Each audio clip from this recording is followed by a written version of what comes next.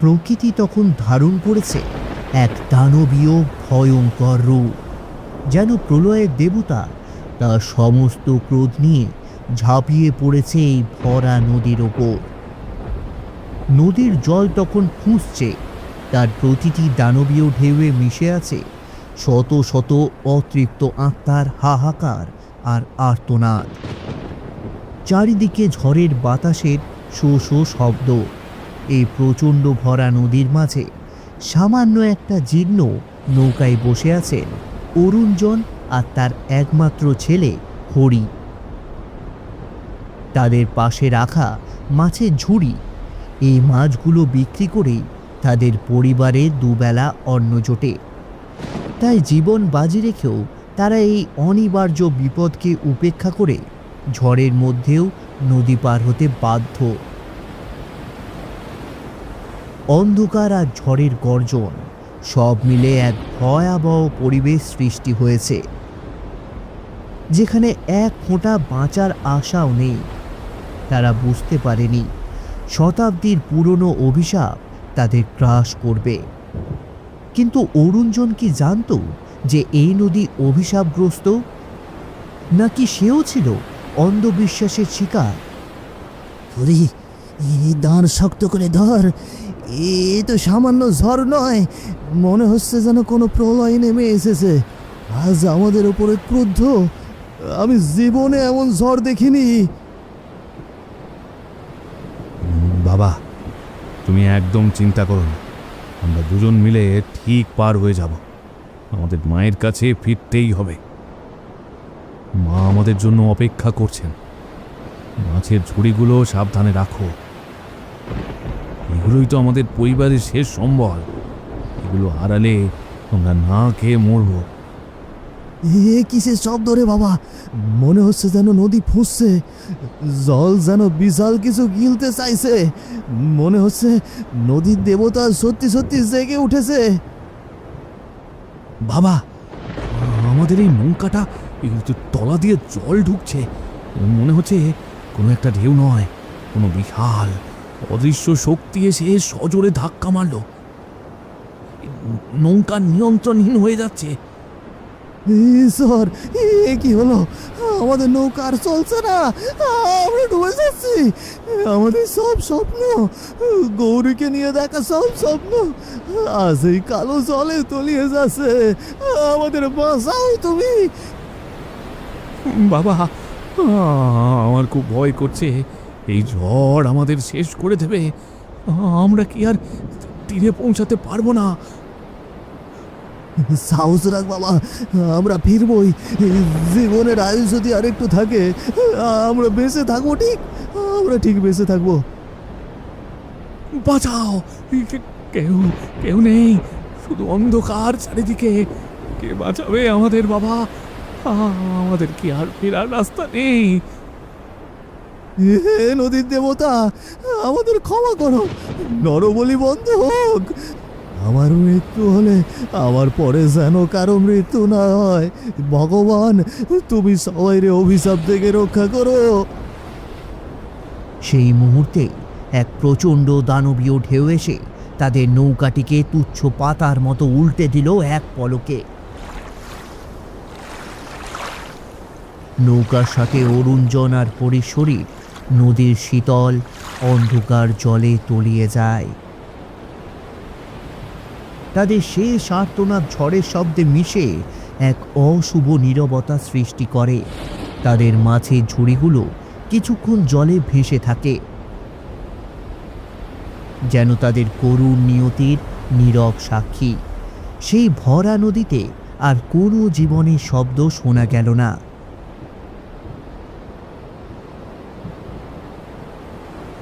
তাদের মৃত্যু ছিল যেন এক অনিবার্য অভিশাপের ফল, যা এই নদীর অতীতে ঘটে যাওয়া হাজারো নরবলির ইতিহাসকে নতুন করে আবার জাগিয়ে তুলল একেবারে নতুন রূপে।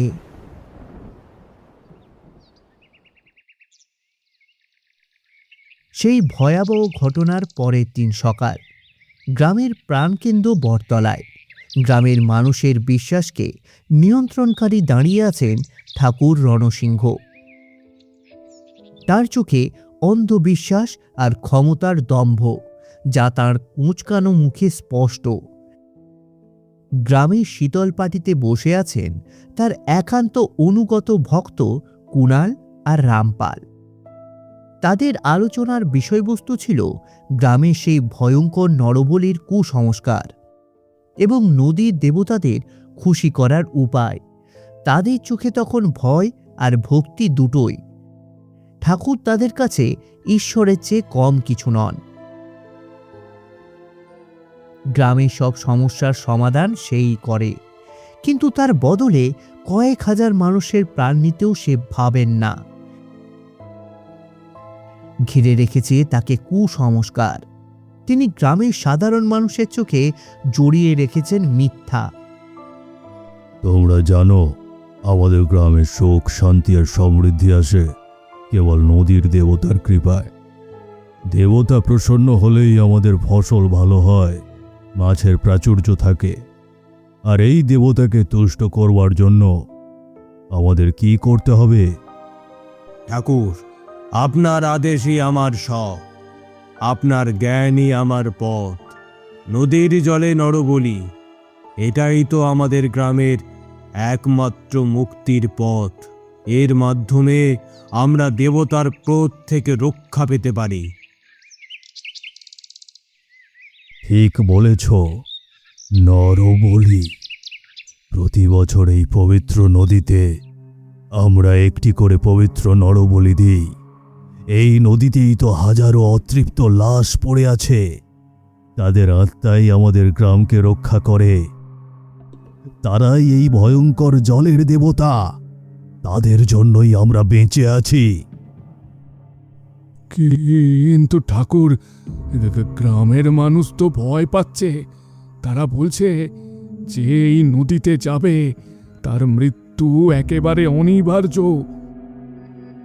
সেই অতৃপ্ত আত্মারা নাকি প্রতিশোধ নেয়। অরুণজন আর হরিও তো, তাদের মৃত্যু কি সেই প্রতিশোধের ফল নয়? নরবলি ছাড়া আমাদের মুক্তি নেই ঠাকুর। এবার বলি কাকে দেওয়া হবে, আপনি শুধু আদেশ দিন, আমরা প্রস্তুত। ঠাকুর, যদি কোনোদিন এই কুসংস্কার ভুল প্রমাণিত হয়, যদি এই বলিদান বন্ধ করার প্রয়োজন হয়, আমরা কি বদলে যেতে পারি না? মূর্খ কোথাকার, ওসব কুসংস্কার। আমি তোমাদের বলি, নদীর নিচে চাপা পড়ে আছে হাজারো লাশ। তারা আমাদের পূজনীয় দেবতা। তাদের আত্মাই আমাদের গ্রামকে রক্ষা করে। আপনি আমাদের রক্ষাকর্তা, আপনার আদেশ মেনে চলব। আপনার আয়ু আরো দীর্ঘ হোক। আমরা আপনার উপরই ভরসা রাখি ঠাকুর। আপনি আমাদের কখনো বিপদে পড়তে দেবেন না। কুণাল আর রামপাল ঠাকুর রণসিংহের কথা মেনে নিল। তাদের চোখে ছিল অন্ধবিশ্বাস, আর ঠাকুরের মনে ছিল ক্ষমতা ধরে রাখার তীব্র বাসনা। জ্ঞান বুদ্ধির অভাবে গ্রামের মূর্খ মানুষগুলো এই নিষ্ঠুর লোকটাকে অন্ধ চোখে বিশ্বাস করে। তাদের এই কুসংস্কারই অরুণজন আর হরির মতো নিরাপরাধ মানুষের জীবন কেড়ে নেয়। কিন্তু ঠাকুর কি সত্যি দেবতার ক্ষমতা বিশ্বাস করেন, নাকি তার এই নরবলির আড়ালে লুকিয়ে আছে আরও কোনো গভীর রহস্য?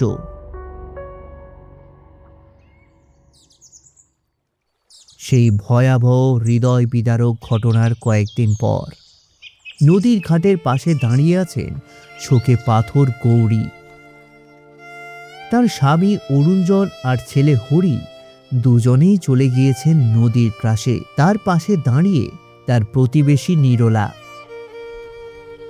যিনি গৌরীকে আপ্রাণ চেষ্টা করছেন সান্ত্বনা দেওয়ার।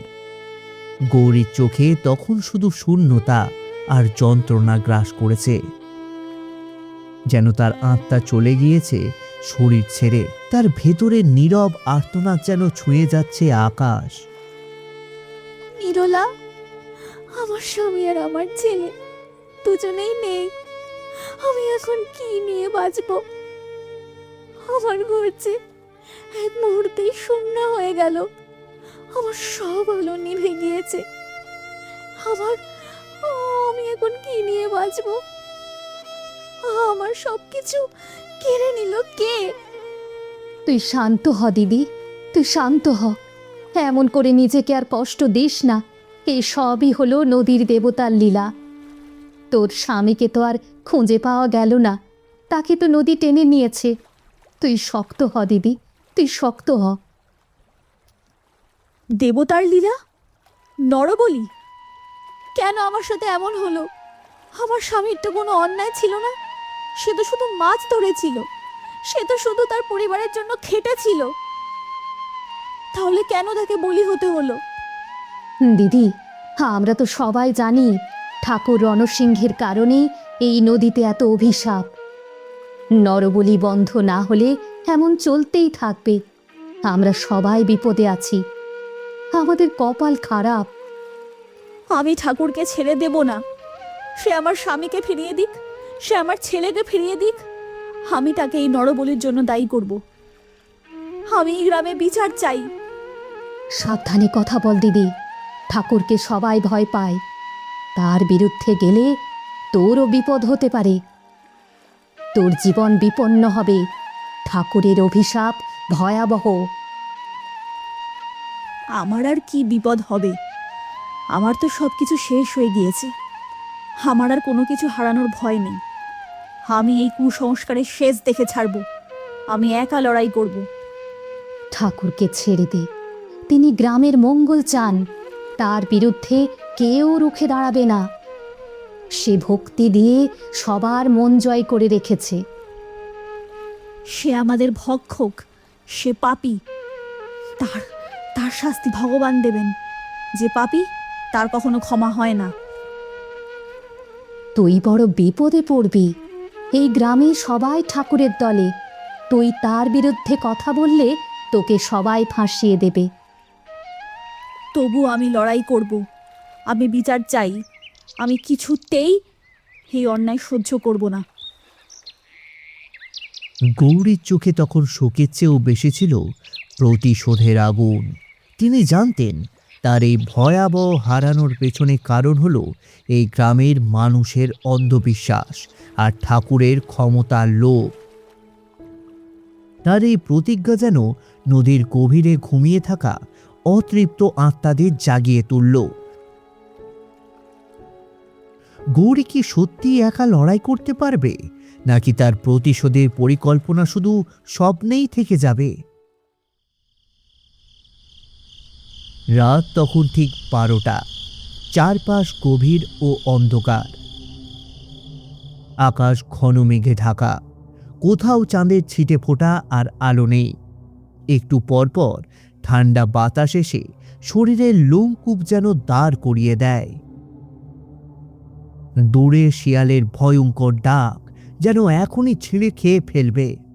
কিন্তু এ কোনো কিছুই গুরুত্ব না দিয়ে গ্রামের অন্ধকার পথ দিয়ে ভয়ে ভয়ে হেঁটে চলেছেন ঠাকুর রণসিংহ।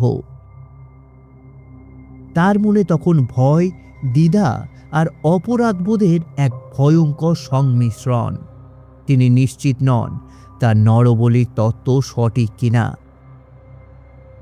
তিনি একা, তার ক্ষমতার দম্ভ আজ একেবারে শূন্য।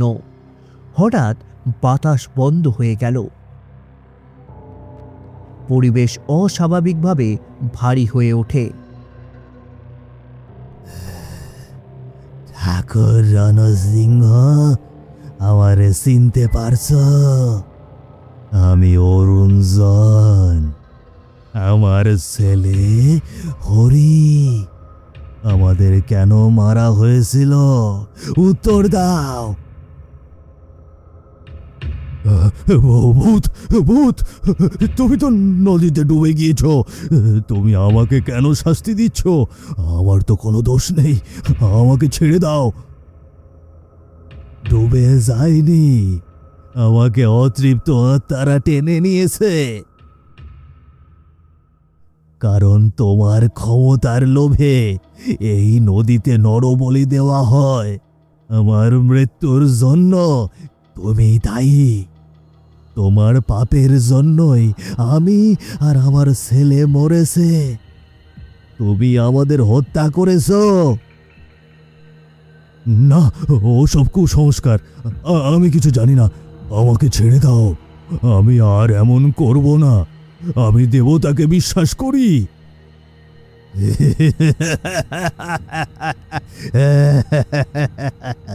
কুসংস্কার নয়, তোমার ক্ষমতা আর তোমার লোভ। তুমি তোমার ক্ষমতার জন্য হাজারো নিরীহ মানুষের জীবন নিয়েছো। তোমার পাপের ফল তোমারে ভোগ করতে হবে।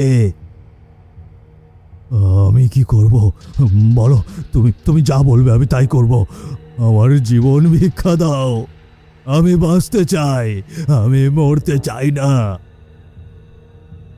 আমি চাই তুমি সবার মন থেকে এই নরবলি কুসংস্কার মুছে ফেলবে।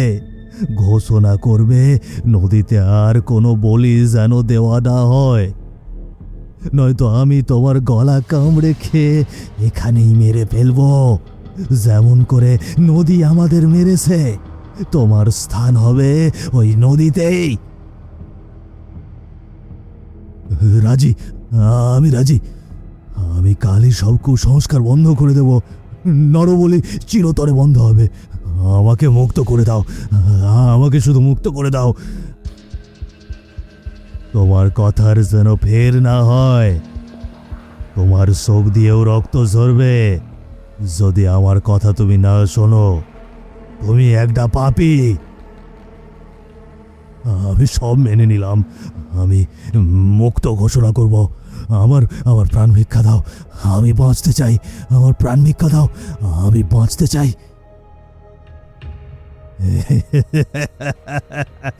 যাও, তোমার শেষ কাজ করো। তোমার জীবনের শেষ কাজ। যাও, তোমারে মুক্ত করে দিলাম। কথা না রাখতে পারলে আমার থেকে খারাপ কেউ হবে না। যাও। অরুণজনের ভূত মিলিয়ে গেল হাওয়ায়। ঠাকুর রণসিংহের শরীর তখন ঘামে ভিজে একাকার, তার সমস্ত শক্তি বিলীন। তিনি বুঝতে পারলেন তার ক্ষমতার দম্ভের চেয়ে বড় হলো সত্য। তার কাছে এখন একটি পথ খোলা, অরুণজনের কথা রাখা। কিন্তু তার মনে একটি গভীর সন্দেহ, অরুণজনের ভূত কি আসলেই তাকে দেবে নরবলি বন্ধের আদেশ দিলে, নাকি তাকেও মেরে ফেলবে নৃশংসভাবে?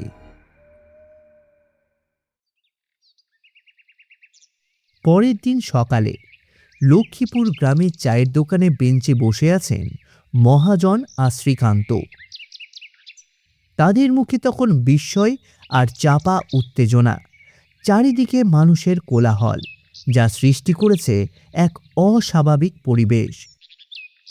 তাদের চোখে মুখে প্রকাশ পাচ্ছে মনের অস্থিরতা। শুনেছো শ্রীকান্ত, কাল রাত থেকে ঠাকুর রণসিংহের কোনো খবর নেই। ইনি নাকি নিখোঁজ। কেউ তারে কোথাও দেখেনি। নিখোঁজ? তিনি তো কোথাও না বলে যান না। কি হলো তার? তিনি তো গ্রামে একাই সিদ্ধান্ত নিতেন। কেউ তাকে অপহরণ করল না তো? তিনি যাওয়ার আগে নাকি বলে গিয়েছেন এই নদীতে আর নরবলি যাতে না দেওয়া হয়, এসব কুসংস্কার বন্ধ হোক। তিনি নিজেই এই কুসংস্কারের বিরুদ্ধে কথা বলছেন। আরে এটা যেন অবিশ্বাস্য লাগছে। নরবলি বন্ধ? কিন্তু কেন? তিনি তো নিজে এর প্রবর্তক ছিলেন। নিশ্চয়ই কোনো অলৌকিক কিছু ঘটেছে। নদীর অভিশাপ তাকে ধরেছে। হয়তো সেই নদীর আত্মাই তাকে নিয়ে গিয়েছে। তিনি এখন নিজেই লাশ হয়ে গিয়েছেন সেই নদীতে। তিনি অরুণজন আর হরির আত্মাকে শান্ত করতে পারেননি। তার পাপের ফল তারে ভোগ করতে হলো। হ্যাঁ, নিশ্চয়ই তাই। অরুণজন আর হরির আত্মায় হয়তো তাকে শাস্তি দিয়েছে। ঠাকুরও রেহাই পেলেন না। সত্যের জয় আবার হলো। গ্রামে আর কোনো নরবলি হবে না। এই নদীর অভিশাপ শেষ হলো, আমরা সবাই মুক্ত হলাম। হ্যাঁ, কুসংস্কারের দিন শেষ হোক, সত্যের জয় হোক। ঈশ্বর তাদের শাস্তি দিয়েছেন, পাপের ফল কেউ এড়াতে পারে না। ঠাকুরকে কেউ যেন আর খুঁজে না আনে, তার শাস্তি হয়েছে। সেই দিন থেকে লক্ষ্মীপুর গ্রামের মানুষ নরবলি চিরতরে বন্ধ করে দিল। ঠাকুর রণসিংহ আর ফিরলেন না। গ্রাম থেকে এক বড় অভিশাপ আর কুসংস্কার থেকে পেয়েছে মুক্তি। তিনি নিজেই সেই অভিশাপগ্রস্ত নদীর লাশ হয়ে গেলেন, যা কেড়ে নিয়েছিল তার ক্ষমতার লোভে অসংখ্য নিরপরাধ জীবন। অরুঞ্জন আর হরির আত্মা তাদের শান্তি ফিরে পেল। মানুষের মন থেকে কুসংস্কার দূর হলো এবং নদীতে নেমে এলো শান্তি। সেই থেকে এই নদীতে কেউ আর অকারণে যায় না। ঠাকুর রণসিংহ কি সত্যিই নদীতে ডুবেছে, নাকি তিনি অরুঞ্জনের ভূতের ভয়ে নরবলি বন্ধের কথা বলে নিজের থেকেই আত্মগোপন করেছেন? এই প্রশ্নের উত্তর আজও নদীর গভীরের মতো রহস্যময়।